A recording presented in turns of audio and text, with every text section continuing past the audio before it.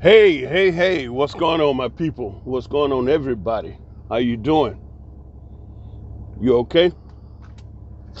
I want you to be. You're going to start out with me from where I parked my truck here in a garage in a city named Ashkelon, Israel.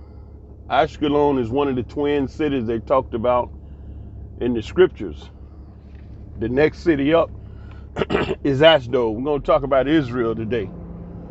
I got some text messages when I was doing a video. The last video I was driving and got some text messages, a couple of emails that, it was real interesting to see Israel inside, because some people, not aware that Israel was so well developed. It was amazing. I actually had I had someone ask me, does Israel, they heard, you ain't gonna believe this, but I had somebody to say to me that they were told that Israel do not have cell phones. This is an American person. I'm not gonna say the name because I think, they're good people. They just very, very misinformed. And Israel, do they have cell phones? Wow. They don't have cell phones. Israel is one of the most technologically advanced nation on planet Earth. I had mentioned this to someone before. There's a company here named NSO that unlocked the cell phone, sometime back when the Supreme Court of America couldn't get Apple to write the software to open the phone. It was a locked iPhone that they had. A couple of people they said did some terrorist activity over there. The FBI wanted to get into their cell phone to see if it might have been some type of communications in there that they could determine if it was a secret cell operating in the country, but Apple wouldn't unlock the phone, and they took it all the way to the top man. Is it Tim, who's the CEO of Apple? Anyway, they took it to the CEO, and he explained to them that they've never written the software that will give them the power to get into a person locked iPhone. And he said the reason why is they're concerned that once that software is written, it being stolen by some hacker or somebody, and then every cell phone, iPhone, what have you, would be in jeopardy of being hacked. So they never wrote it, so they couldn't get in the phone. FBI took the case all the way to the Supreme Court. The Supreme Court ruled in Apple's favor, and so they couldn't get in the phone. Lo and behold, your friendly neighborhood Israeli knocks on the door.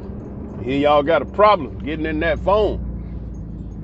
שמעתי שיש לכם קצת בעיה לפתוח את האייפון. אני יכול לפתור את זה.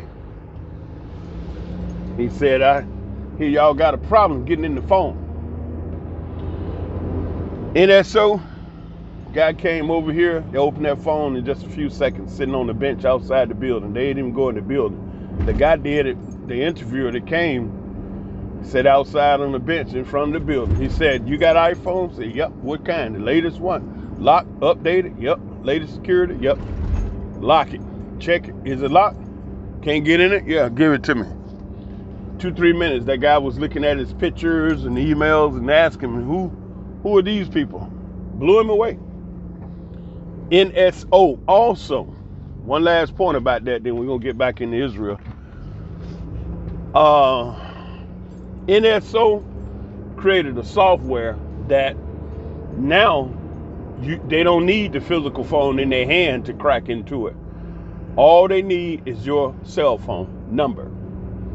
And that gives them the power to be able to look at your pictures, your emails, your texts, your WhatsApp, your videos, and listen to your phone call. It's like them having the phone in their hand. That security pushed that company to a worldwide, push to buy them. Okay? Several nations across the planet tried to buy the company. It's worth over $1 billion, and that's what they was offering. Mind you, the Israelis that own that company, they some young boys. Two guys, I've seen them. They look like just two run-of-the-mill busters that you would think, out, working at a bakery shop or something. Walking around here owning one of Israel's $1 billion companies that they won't sell. So what they did, they took their whole company on a 30-day vacation. All the workers, husbands, wives, family, children, and hired 2 top bands and jumped on the plane and left the country. Went and party for 30 days on the company dime. It's young people. That's, they get out like that. $1 billion, everybody begging, trying to buy them. So they went on a party. All right, now. So don't think Israel is over here riding on camels and we don't have no cell phone. I have 5 cell phones myself. This phone that I'm using to record this is a Galaxy A71 issued by my company, free. When I started with them 2.5 years ago, they gave me a Galaxy A8, and they called me and said, "Come get your new phone." I'm like, "What? Come get your new phone?" I'm like, "What's wrong with the one I got? The one you gave me is brand new. It ain't but like 1.5 years old." He said, "We upgrading." All right. Well, all right. Galaxy A71. Anyway, all right, look, here we go. Now, this highway that I'm on is highway number 4. It runs from the north to the south of the country, pretty much. And you see there's a fuel station right there, yellow. It's a fuel chain. You get all your fuel and your snacks and everything from there. See, the next city up is Ashdod, 12 kilometers, put it about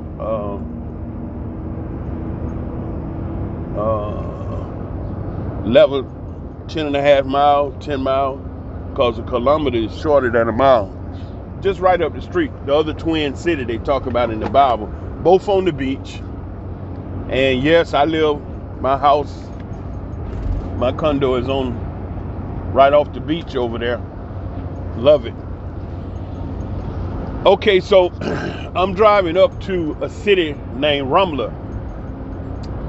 Ramla is a city in the center of the country, and they produce the nation cement in this plant up here in Ramla. Biggest in the country. Matter of fact, the only one in the country. They supply the whole country with cement. And the reason why I'm going up there is to deliver diesel fuel to some trucks that the company owns. And so I go up there every morning. I started every morning going up this highway 4 to Ramla. And I just keep boogieing up this highway all the way until I get to the next highway, 431, and I shoot south on 431, and I get to Ramla. Okay, now Israel, you see, have cars, and they have some of the latest cars on the road. Matter of fact, they got a whole lot of Teslas running around over here. They got Rolls Royce, not many of them. Matter of fact, my son, who's an entertainer, just dropped a new video, a month ago, and he's friends with one of the top entertainers in the country, a brother named Stefan, young brother, You know, he bad. Stefan, he's a uh, African Israeli son. His father and mother, you know, from off the continent. He speak French and Hebrew and English, and he performs all across Israel. And brother Stefan, he's performed in France, and he's been in the States. You know, he's real big. And my son is a friend of his. Started out as one of his dancers in his crew, and now my son put him music song together and everything. Did real good. You know, beautiful video. Named Kid Crowder, doing his thing. One of my sons. You know, I'm a professional DJ by trade. 77.7 on your FM dial, station WKLTV. Nobody moves the box quite like me. Yeah. And the traffic is starting early this morning. Yesterday, the traffic wasn't bad. You see, the weather is real nice today. As a matter of fact, I came out the house with the big coat on because yesterday it was cool. You know, you can tell that the planet is shifting and the weather is changing. It hadn't got solid winter, you know, but the temperature has dropped. Yesterday it was cool enough for my big coat, but today I stepped out of the house and it was kind of warm, so I didn't really need the coat. Today is November 30th, 2021, 6:35 in the morning, November 30th. Last day of November 2021, 6:35, and I'm riding up the road. Now, Israel, what can I say? A lot of people have heard a lot of things about Israel, Israelis, some true, some not true. But for me,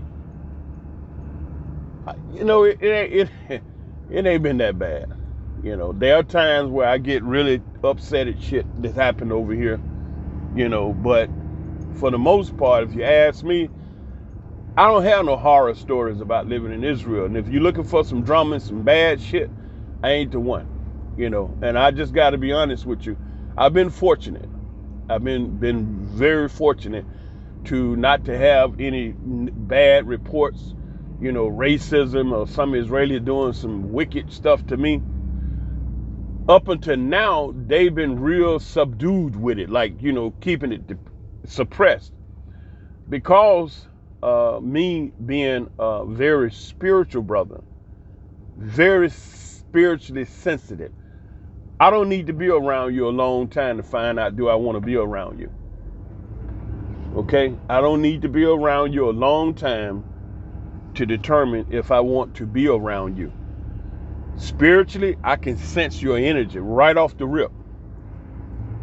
And based upon that reality, you are not going to be around me because I do have the power to get you away from me. I had a couple of incidents. I had some incidents here, not as bad as what I see my people experiencing in other places in the world, what black people going through. Not as bad, but it ain't never nice. It ain't, you know what I'm saying, when you're dealing with racism and ignorant, you know, people. I mean, I've been here for how long? 40 years. I came up in here May 15, 1981, 5:40 in the afternoon, touchdown at Ben Gurion Airport. And I've been here ever since. So May 15 this year, 2021, 40 years. In that time, I have lived in Ghana for a season. And being in Ghana, I was in and out of Benin, Togo, Liberia, Nigeria, all them was over there together. And then I had a sister living in Ethiopia. I would jump over there with her, vacation and chill. It's beautiful, absolutely beautiful. And Ethiopia was so peaceful. When I went into Ethiopia, they had just opened their doors to international investment less than a year. When nobody dealing with Ethiopia, it was quiet. When they open their doors to international investment, now look, they down there fighting. And who comes to save the day? America. That's another whole story. I could talk to you later about that. But right now, we're in Israel, Northeast Africa. Ancient Israel, real Israel, according to the ancient biblical Israel, from the great river Euphrates down to the Nile in Egypt. That's Israel, the whole of Israel. This area, landmass that we're living in now, was ancient Jerusalem. All of this, from the furthest north you go in Israel before you get into Lebanon, is a city named Metula. Metula is the furthest city north, up there next to the Golan. The Golan area is that area that, when you all heard, if you paid attention or caught it on the news, they was up there talking about the Golan. Well, the Golan's in northern Israel, right there between Israel, Syria, and Jordan. Israel share a border with Syria on the northern east corner of the country, and the furthest city north in Israel is Metula. And you can stand right there and look north, that's Lebanon, see all those mountains, and look to the right, that's the Golan, down there in the valley, down in the Golan. And they always fighting over the Golan Heights, 6 to 7, the boundary, always fighting. It's a reason why they fighting over that. One day I may tell you, but I know, I've been up in there. I know why they, Israel is raising hell over that piece of land up there. And then south, you had the border of Egypt. And I've been to all these areas I'm telling you about several times, down in Egypt, pyramids and all that. And to the east, you got the country of Jordan. We used to jump over the Jordan, over across the Allenby Bridge, going up in there, buying that Jordanian silk. It's some of the finest silk, you can get hold to over here in the Middle East, that Jordanian silk. Also, you have, the world called it the Dead Sea. I have a tendency, we have a tendency of calling it the Live Sea. That's the lowest port on earth on land, on any land mass. That's the lowest you can go, over 1,000 meters below sea level. And that water down there has 115 minerals in it. It's very, very heavy. The water is very heavy. It's water, but it's real heavy, like an oil. And you can float on it. It's like, for those of you that know what a waterbed is and had a waterbed, that water is like laying in a waterbed. Really, it's like, it's a big old sea, in between the two countries. Jordan to the east, Israel to the west. And deep down there is all this water they call the Dead Sea. And it's filled with minerals. And when you rub the water, like in between your fingers or even on your skin, it feels like an oil, because it's so many minerals that's very beneficial to the body. Once I heard, and I don't know if it's true, you hear things and sometimes they true and sometimes they not true,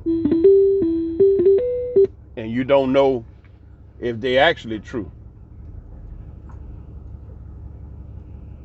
I've heard that if you immerse yourself in the water of the Dead Sea for 7 consecutive days, like don't come out, it should heal every ailment in your body. I don't know if that's true.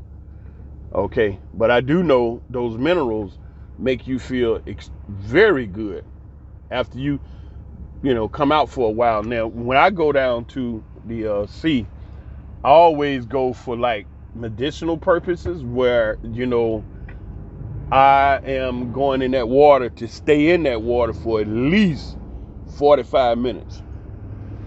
And the temperature at the Dead Sea is hella hot. When I say hella hot, 140 degrees easy. During the winter time, it's real nice down there. It's never cold. It'll just get real nice. But during the summertime, if you don't deal with heat good, that ain't your spot. Man, you feel like, hey, it was so hot down there one summer we was down there, I saw the devil walking through fan and talking about, whoo, it's hot as hell down here. What you complaining? You're the devil. Yeah, the devil walk around talking about, woof, it's hot as hell down here. He walk around fanning on the ice cube. Well, shut up, you the devil. It get hot down in the Dead Sea. Woo-wee. But, man, that water be good for you. You come up out of there, you feel good at least a week. You gotta stay down in there. You gotta stay in the water for at least 45 minutes. I've stayed out there sometime an hour or more, just submerged in the water, letting it do its thing. Dead Sea. And where I'm living here in Ashkelon, it's easy to get to the north end of the Dead Sea, going through past Jerusalem. Like you come out of my house and you go straight east and you run up the highway and you get in. You don't go all the way in Jerusalem. Well, you can shoot through Jerusalem. It ain't about a 15-minute ride outside of the J, outside of Jerusalem. And you wind up on the north end, and they got a beautiful little area where you pay a little small entrance fee, and it has your tables, your canopies, your massage, your lockers, your showers, bars where you can buy food, and restaurant. It's a real nice area. That's where we like to go. Do it big time. Okay. This here is a junction. It's called Ad Halom. And this is a major junction to the entrance of the city of Ashdod, over to the left. Go that way to the left is the beach. Okay, and Ashdod's a big city here in Israel, one of those twin cities they talk about in the scriptures. For those that know the scriptures, you'll know the biblical story behind the city of Ashdod. Okay? The weather in Israel, you have all four regions, like tropical, arid, desert, and like wood, I think it's like that. The four regions of the world. You have desert, you have arid, you have tropical, and slip my mind what the other one is. But here in Israel, you can experience all those different areas. All right, Israel is known for some very good olive oil, and the Palestinians are the national champions in producing the best olive oil. Now, point on olive oil, because I know a lot of people have listened to me talk on different blog talks and different shows. I'm co-hosting the Dr. McCabe show now, and we're talking about different vegan menus. Point I want to just inject right here about olive oil, since I mentioned the Palestinian and them being the champions of olive oils over here, is I have a friend that is an olive oil producer. He grows olives and he produces the olive oil. And he's one of the, olive oil producers here in the country. And he explained that the day I was going to pick up some oil from him, he said, I got three types. This is 100% pure olive oil, this is 90%, and this is 80%. And they vary in price depending on the purity. And I know his olive oil, he makes them up in the north. His family, they've been doing this for don't know how long. And I trust him. When he opened the bottle, you can smell the olive oil on the other side of the store. That's how strong the odor was, the aroma. But he shared something with me that I want to share with you. He explained that he produces the olive oil and all the other olive oil producers here, and he know all of the olive oil producers in the world, when they are running at 100% capacity, producing as much olive oil they can, 7 days a week, 24/7, they can only meet 70% of the world demand for olive oil. They don't have enough that they can supply 100% of the world demand for good pure olive oil. I said, okay, so what do you do about the other 30%? He said they cut it. That's why these are 90 and 80. He says cut. I said, well, what are they cutting it with? He said, depends. Each manufacturer cut it with his own different type of oil, whatever you want to use, you know. So you have to know what type of olive oil you're getting. And you have to get it from you. You have to know. Don't just go and look at a real beautiful bottle, because they'll trick you with them beautiful labels. Oh man, they'll have so much, you know, printing and different type of beautiful labels, but you have to know what's in that bottle. Okay? So that's the point on the olive oil. Israel was started on agriculture. When they came over here and did what they did to take the land, like they normally do, I ain't gonna say nothing about that, because that's another whole dissertation. I'm just sticking with some basic facts so you can ride up the road with me and keep it a little interesting. Also, I need you to subscribe, hit the like button, help me on the algorithms, because we want to be able to keep going. I want to get to a point where I can do this as a full-time income stream, so I can get you more detailed places around Israel, so you can hear it from another perspective, you know, because if they tell the story, they're going to tell their story. It's their story. If they tell the history, they're telling you his story. Okay? And so it's always good to see things from another perspective, give you a broader view. So hit that like button, pass the video around, help your brother out. I'm over in Israel doing my thing. Don't know how much longer I'm gonna be here, but for the time I'm here, I want to be able to give you some content that's fruitful, you know, something you be interested in looking at. And this is the north end of Ashdod. Here's another entrance. As you see, it's not as big, but this entrance would take you to the industrial area over there. That's where Noble Energy is.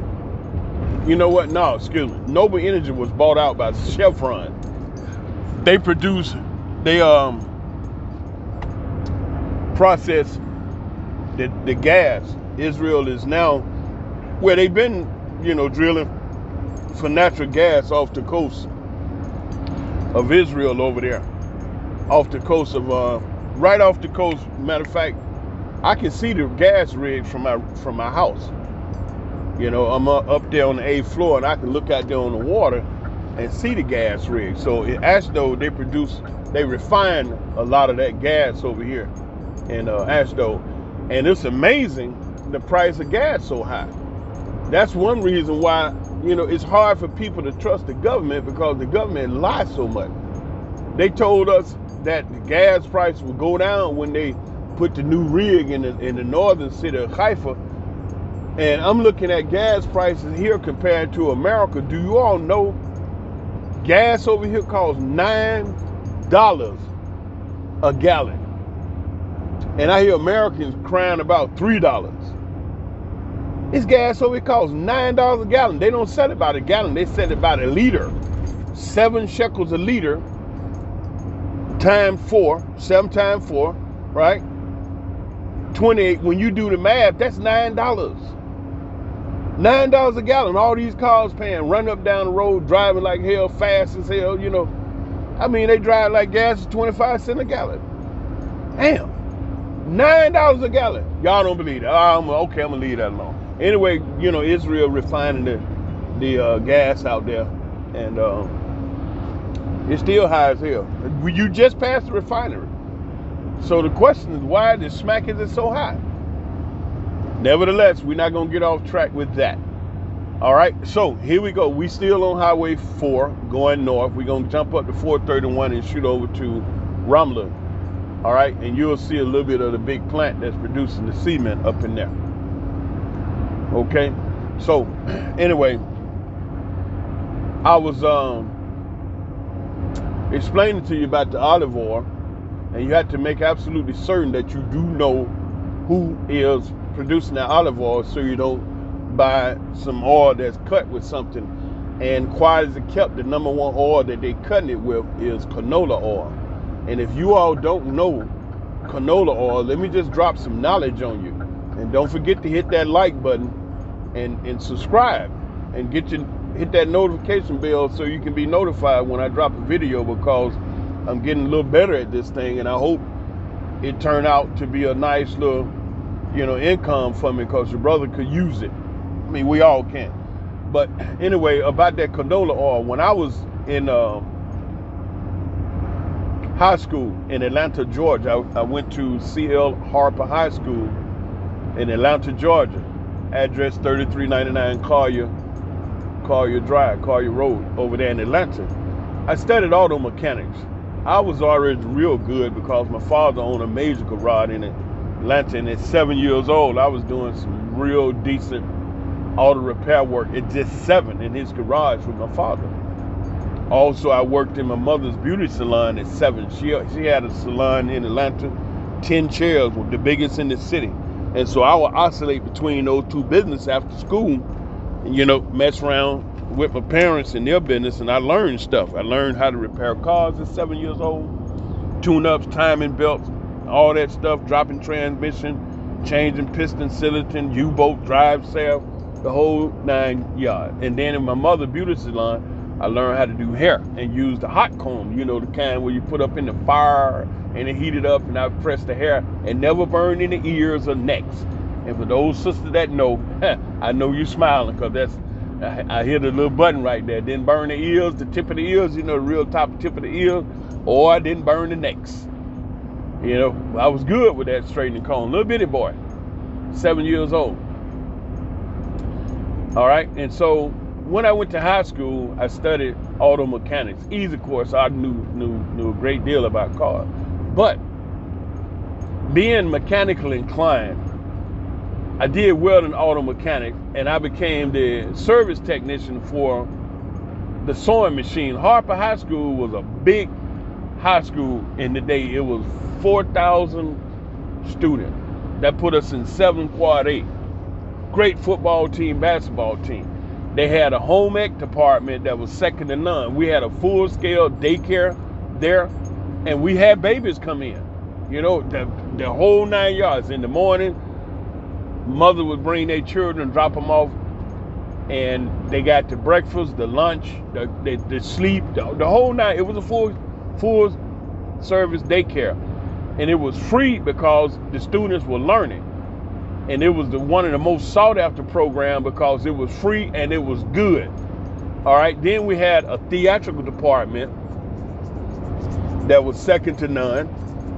We had a theater in there, full scale theater, lights, camera, action, everything. The ROTC department, the wood shop. We had the auto mechanic shop. We had the sewing shop. We had the foods. An instructor wouldn't let us say cooking class. We had the food class. All of the language, the French and the Spanish and everything. It was a powerful school, powerful program. And I did the auto mechanics course. And in the auto mechanic course, when you're in school, you learn everything about everything. Parts, tools, oils, you name it. One oil in particular I remember was canola oil. And I remember this like it was yesterday. Canola oil at that time in 1978 were produced in Canada, imported, shipped into America. The canola oil was made from a seed named rapeseed, R-A-P-E, just like the grotesque act of some man raping a woman, which is a hell of a thing to do. Terrible thing, raping a woman. And this was the name of the seed that they produced this oil from. Now, starting off the rapeseed, it's a genetically engineered seed. First of all, it ain't even real. After it being genetically engineered, they modify it a little bit. And the objective is to get this seed to produce as much oil they can squeeze out of the possible seed. So you got a genetic modified product that they putting a chemical on it. The first thing, they put a chemical on it to cause it to release the oil.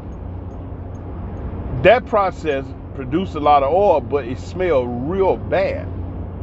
So they inject another chemical in the process to remove the oil, to remove the chemical that produced the oil that causes the bad smell. That second chemical cleaned the first oil out. All right.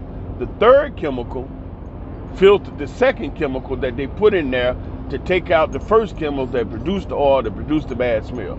The third chemical filtered the second one out. And then they bottled it and sold it.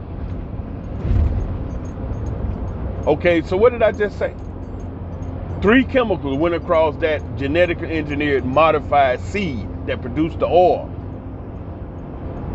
The oil was being used back in 1978, 79, when I was in that course, to lubricate tools.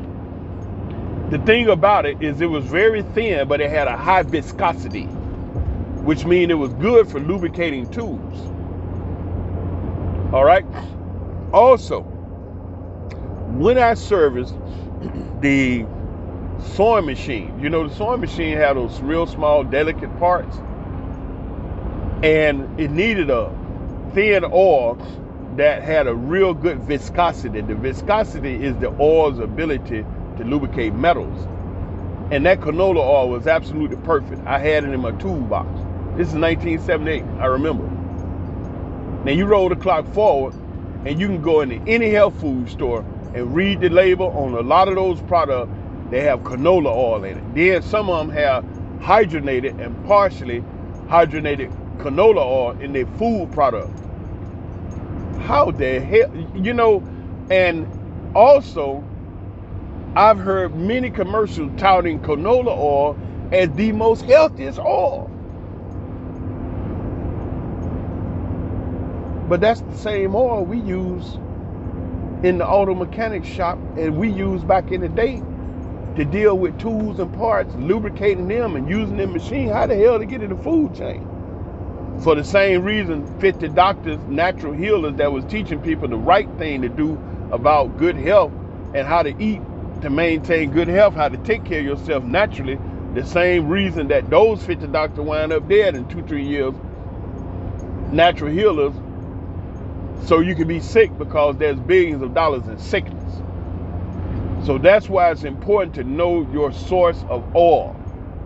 And these Palestinians over here are world class at production of olive oil. And I know some of y'all probably heard back in the day when Israel was tearing up some of their olive orchard groves where they, you know, grow the olives. For whatever reason, you know, Israelis would go out there, the soldiers, tear it all up because they claim it wasn't their land. All kind of drama. That's a whole different discussion right there. I'm coming up on, so you got to know your oils, you got to know your source. So you don't go out and be thinking you eating a real healthy oil and it's mixed with that terrible canola oil because they want you to be sick because there's billions and billions in sickness. Food and Drug Administration, the Pharmaceutical Administration, the healthcare industry, billions and billions of dollars. As long as you stay sick, they're making money. And they're not going to tell you how not to be sick. They killed all the doctors that was doing that.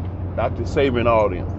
Okay, I'm coming up here on Highway 431. This will take you also into Jerusalem and city of Ramla. That's where we're getting to, the city of Ramla. All right. Now, this truck is a DOF. It has a computer that'll drive it, meaning it'll keep maintaining the speed and the distance. I can set it on how many seconds I stay away from the truck. As you notice, when we was coming up Highway 4, I stayed a even distance from that truck in front of me because I had it set on 3 seconds. The faster I drive, the more seconds I use because I don't do that tailgate. A lot of people over here in Israel, they have tailgate accident. That's terrible. I mean, the tailgate in Israel is just terrible. Because why? They be on them damn cell phone. Looking down at cell phone. You know, you sit at a traffic light, it's red, and the instant, I mean, it's like they done time, that instant it turned green, somebody hitting their horn. Because they know some ding-dong up there looking at the cell phone and not leaving.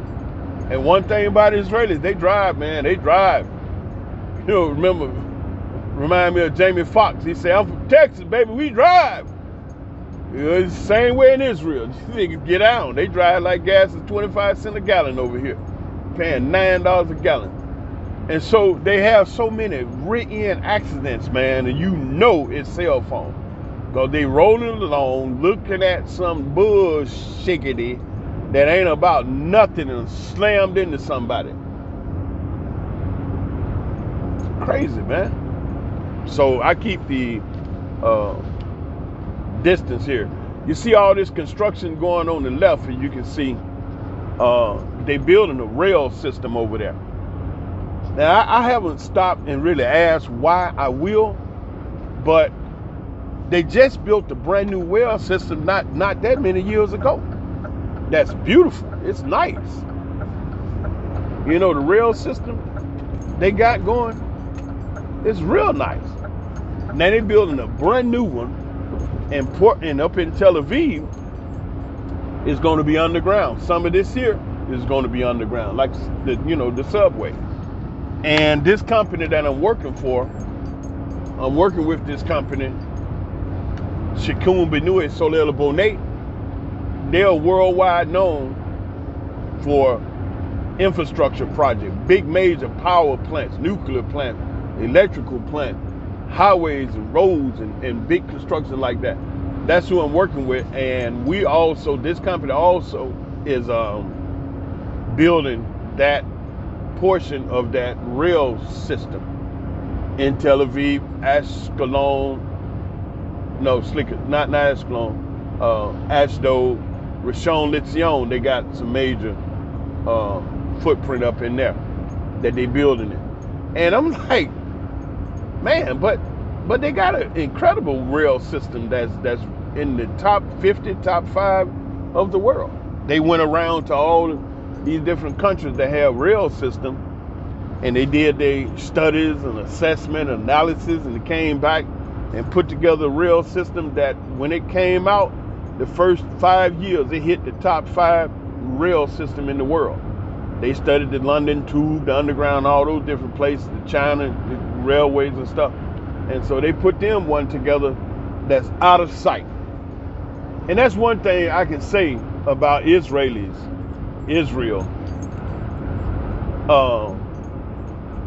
is that when it comes to technology, these jokers bad. They got themselves together, I have to admit. As fun as they be looking, as crazy they be acting sometimes, when it comes to technology, don't try it. They got it. They done figured it out. Look at the internet, for instance. Tell you about the internet in Israel compared to America. Ain't no damn comparison. This is a damnable pitiful shame, man, internet system in America. I be talking on the phone to some people, man, sometimes they sound like they sitting on the dark side of the moon. Hello? Hello? You there? Yeah, I'm back. Can you hear me? Yeah, I can. Can you hear me? Yeah. I'm talking to America. It's like, what the hell? Man, come on now. Y'all supposed to be America. You the greatest country in the world. Why the hell you sound like you're on the dark side of the moon trying to throw a signal around the corner? Sometimes get frustrated, man.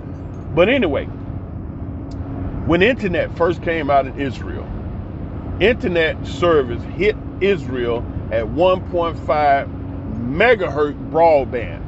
Not DSL slow dial up, but ADSL came out dual broadband. All right, I remember because yes, I was one of those early users of the internet system here in Israel. I got that 1.5 package from Bezik. And at the time, Bezik is the nation phone company over here. Bezik. Back in the day, Bezik was the only one.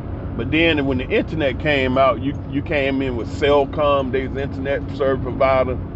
Then you had the Pelephone came out, and they was a division of Motorola out of America. Then you had Hot Mobile. All right, and then you got Golan? Golan is the internet service provider, cell phone, everything. So they came out 1.5 megahertz broadband. Great service. Never down, never no problem. Always bum diggity. And then they went from 1.5, they doubled that to 3, 5, 10, 20, 50. And the faster it got, the more you paid. But it wasn't really that expensive. When you look at it, it wasn't that hella expensive. It was nominal fees. You know, you could afford it. It didn't bust your bank. But the service was outstanding.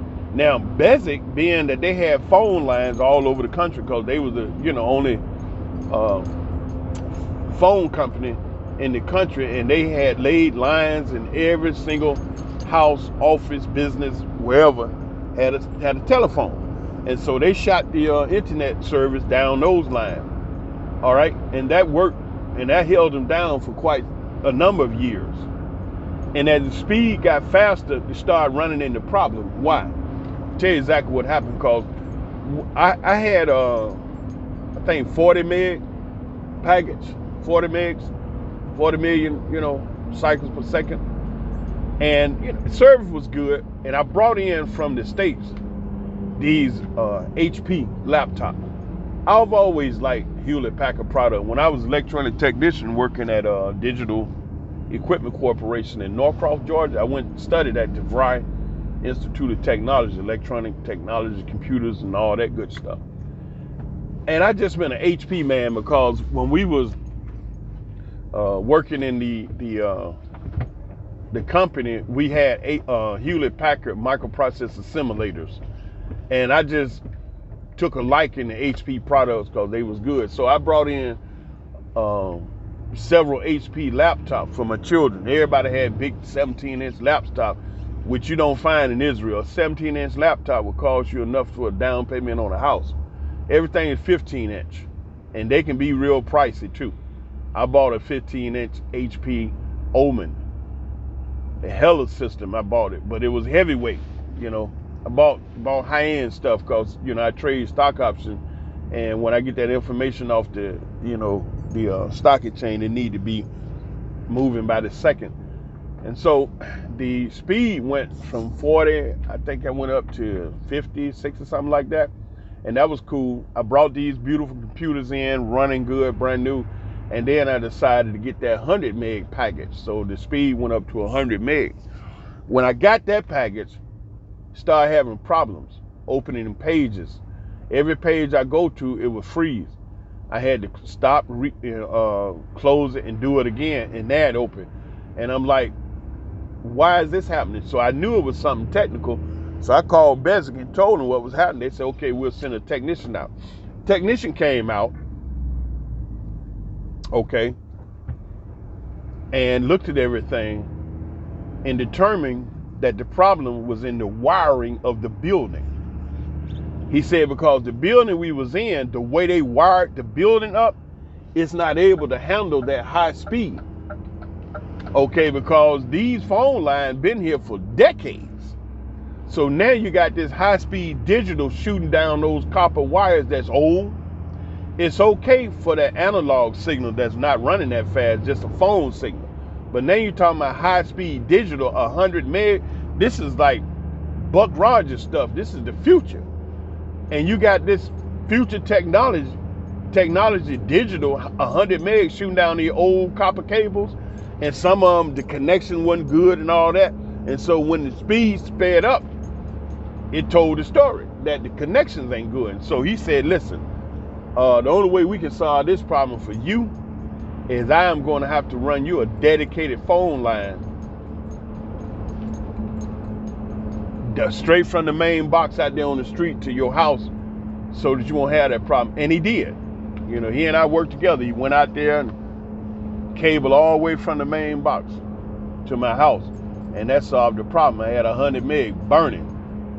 Now, I got a partner system, and partner is the supplier, the internet provider, everything. And they ran a hard wire. They did fiber optics. And now my speed in the house is 1 gigabyte. When that technician came in there and he got it all hooked up, it showed the speed was 996 megabyte. I said, hell, I could talk to ET now. The technician said, you believe in aliens? I said, hell yeah. He just laughed. I said, why are you laughing? He said, I believe in aliens too. I said, well, hell, I'm going to talk to ET as soon as you leave. 996 megabytes. Because see, now, you see that? instead of Israel going with the 5G, because the 5G towers, they can only transmit up to 300 feet. All right. So that means you need to install towers strategically at certain points. It's like you got to put a whole blanket up. Okay, now I'm getting off here. I just came down 431. I'm gonna hit this 444 just for a few meters, and we'll be turning into the factory, the cement factory I told you I'm coming to, where they produce cement here in Israel. All right. So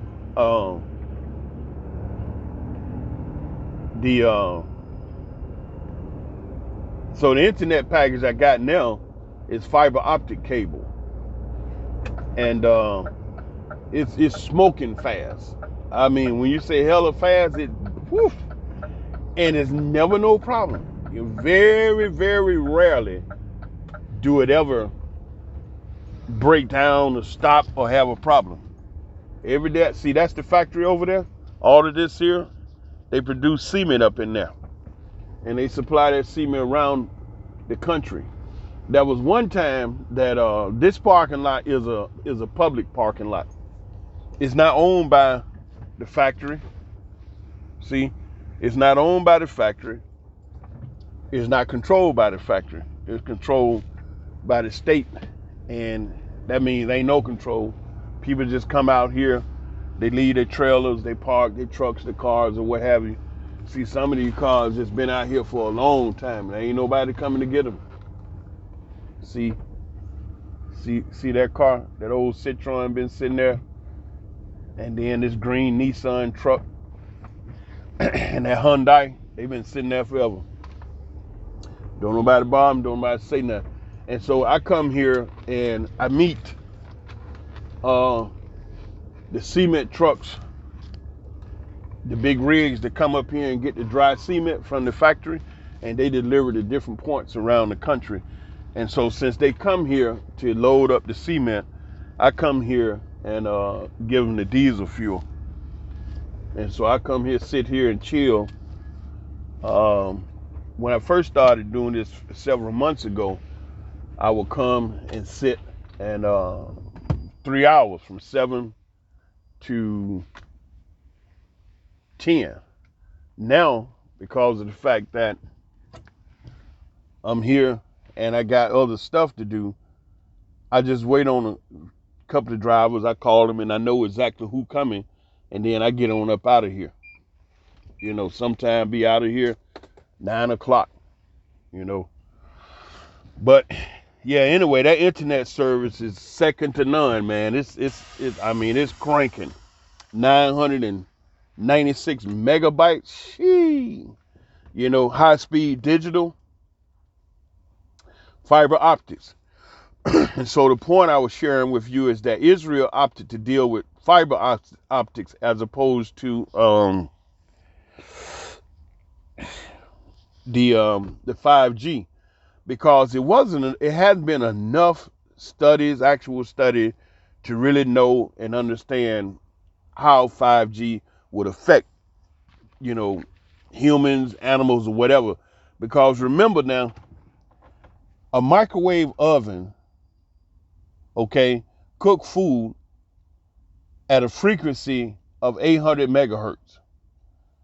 800 megahertz. Hertz is how fast the signal rise and fall in a second. Mega is million. So 800 million times a second is when the signal rise and fall. 800 million times in 1 second. 1,001, 1,002, 800 million times. It's over with. And so 800 million is what a microwave oven cook food at. 800 million cycles per second. 5G is giga. Giga is billion. See, I know all this because I told you I studied at DeVry Institute of Technology. I'm an electronic technician. Okay? So mega is million. Giga is billion. Kilo is thousand. So ain't nothing thousand no more. It's either mega or giga. Gigabyte. In English they call it a gigabyte. In Hebrew it's giga. Same thing, billion. So the microwave oven cooks food at 800 million cycles per second. When you hit that button, it starts sending 800 million cycles of radiation energy through that food, and it bumps into the atoms inside the food and causes them to brush against each other, and that's what heated up. That friction of those atoms moving at 800 million cycles per second.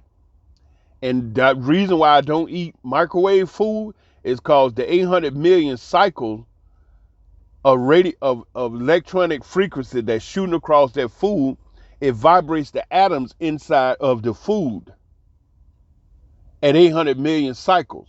That's what heated up. Sometimes people have put bowls of soup, a liquid into the microwave, and you didn't see it move. What they didn't realize is the atoms of the food was moving, and when they touched it, it blew up.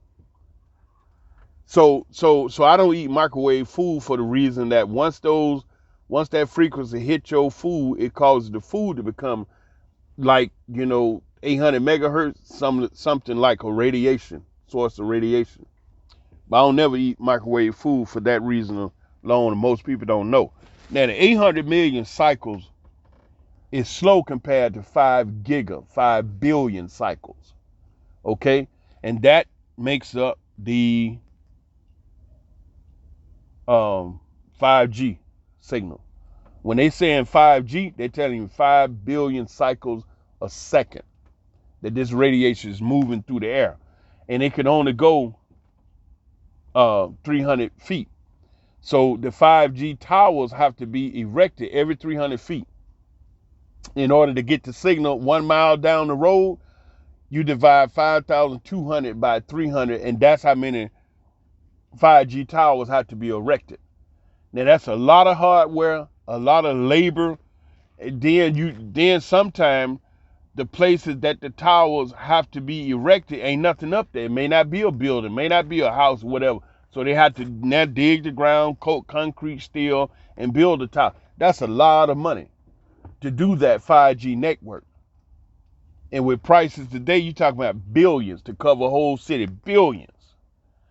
And so what Israel opted to do was lay fiber optic cable right next to the phone cable that's been already there.